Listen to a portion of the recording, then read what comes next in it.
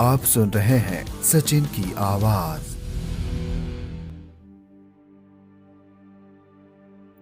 बदलता समय और रिश्ते में आने वाली दूरियां। एक वो दौर था जब पति भाभी को आवाज लगाकर अपने आने की खबर पत्नी को देता था। पत्नी की छनकती पायल और खनकते कंगन बड़े उतावलेपन के साथ पति का स्वागत करते थे।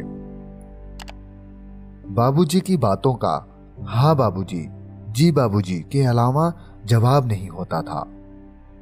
आज रिश्तों का केवल नाम रह गया है। ये समय समय की नहीं, समझ समझ की बात है।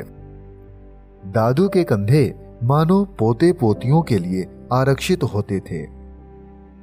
काका जी ही भतीजों के दोस्त हुआ करते थे। आज वही दादू वृद्धा आश्रम की पहचान है। काका जी बस रिश्तेदारों की सूची का एक नाम हो गए हैं। बड़े पापा सभी का ख्याल रखते थे। अपने बेटे के लिए जो खिलौना खरीदा वैसा ही खिलौना परिवार के सभी बच्चों के लिए लाते थे। ताऊ जी आज सिर्फ पहचान रह गए हैं और छोटे से बच्चे पता नहीं कब जवान हो गए। दादी जब मक्खन बनाती थी, बेटों को भले ही छाछ दें, पर मक्खन तो वो केवल पोते पोतियों में ही बांटती थी।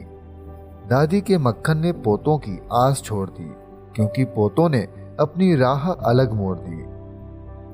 त्योहारों पर जब बुआ जी आती थी, घर में ही नहीं मोहल्ले में फूफा जी को चाय नाश्ते पर बुलाया जाता था।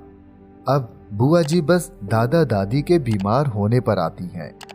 किसी और को उनसे मतलब नहीं। चुपचाप नयन नीर बहाकर वो भी चले जाते हैं। शायद मेरे शब्दों का कोई महत्व ना हो, पर कोशिश करना इस भीड़ में खुद को पहचानने की कि हम जिंदा हैं या बस जी रहे हैं। ये समय समय की नहीं, समझ समझ की बात है। अंग्रेजी ने अपना स्वांग रचा दिया। शिक्षा के चक्कर में हमने संस्कारों को ही भुला दिया। बालक की प्रथम पाठशाला परिवार व पहली शिक्षक उसकी माँ होती थी। आज परिवार ही नहीं रहे तो पहली शिक्षक का क्या काम। ये समय समय की नहीं, समझ समझ की बात है। यह पोस्ट मेरी नहीं है, लेकिन जिसने भी लिखा है बहुत मन से लिखा है। मुझे बहुत अच्छा लगा, तो सोचा आप लोगों से भी शेयर कर दूं। आप सुन रहे हैं सचिन की आवाज।